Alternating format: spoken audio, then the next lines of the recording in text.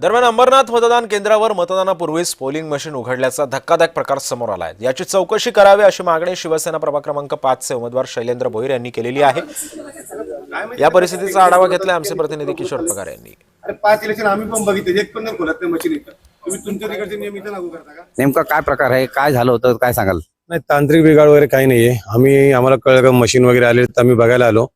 त्यावेळेस जिथे जे प्रभाग क्रमांक 5चं साऊथ इंडियन कॉलेज जो बूथ आहे तिथे बूथ नंबर 7, 8, 9, 10, 11, 12 असे 6 बूथ आहेत। आणि याच्यापूर्वी जेव्हा आम्ही निवडणुकीचा अभ्यास करत असतो तर ज्यावेळेस मशीन ओपन केल्या जातात त्यावेळेस एकतर तिथं पोलिस एजंट हवा असतो किंवा उमेदवाराचा प्रतिनिधी, ही सिस्टम आहे।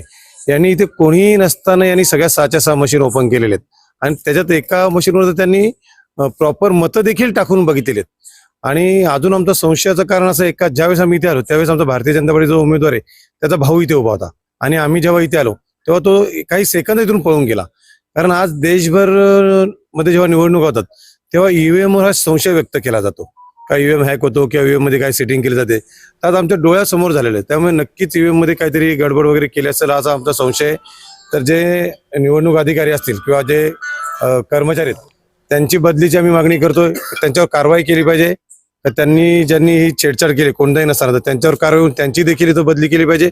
आणि ज्या 6 मशीन आहेत या 6 मशीन बदली करून नवीन मशीन आणून उद्या सकाळी मतदान झालं पाहिजे, ही आमची प्रामुख्याने आरोग्य साहेबांकडे मागणी असणार आहे। व्हिडिओ संदेश दाबाने साहेब, मी किशोर पगारे, जय महाराष्ट्र न्यूज, अंबरनाथ।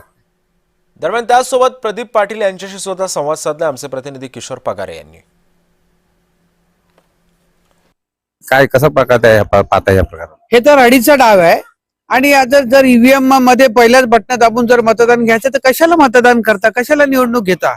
तुम्ही स्वतः घरी बसा आणि ते दाबत बसा ना बटन आणि तुम्ही तुमचे नगरसेवक निवडून आणा। कशाला हा एवढा आव्याढव्या खर्च आणि लोकांना नाक, जनतेला त्रास? ही तर हुकुमशाही झाली। हे कुठेतरी नागरिकांना म्हणजे वेठीस धरायचं, उमेदवारांना वेठीस धरायचं, शहराची कामं करायची नाही आणि आता बटन दाबून निवडून यायचं। मग कशाला निवडणूक आणि कसली लोकशाही? इथं हुकुमशाही झाली। तुम्ही तुमची बटणं दाबा आणि तुम्ही तुमचे निवडून या।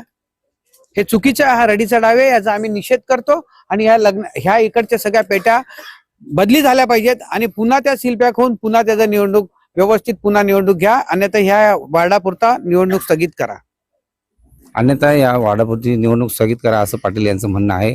आता यावर निवडणूक आयोग कसा निर्णय घेते ते पाहावं लागेल, परंतु काही तासावर जे मतदान येऊन ठेपलेलं आहे त्यावर निर्णय कसा प्रकार घेतील हे पाहावं लागेल। संजय दाबाने, मी किशोर पगारे, जय महाराष्ट्र न्यूज, अंबरनाथ।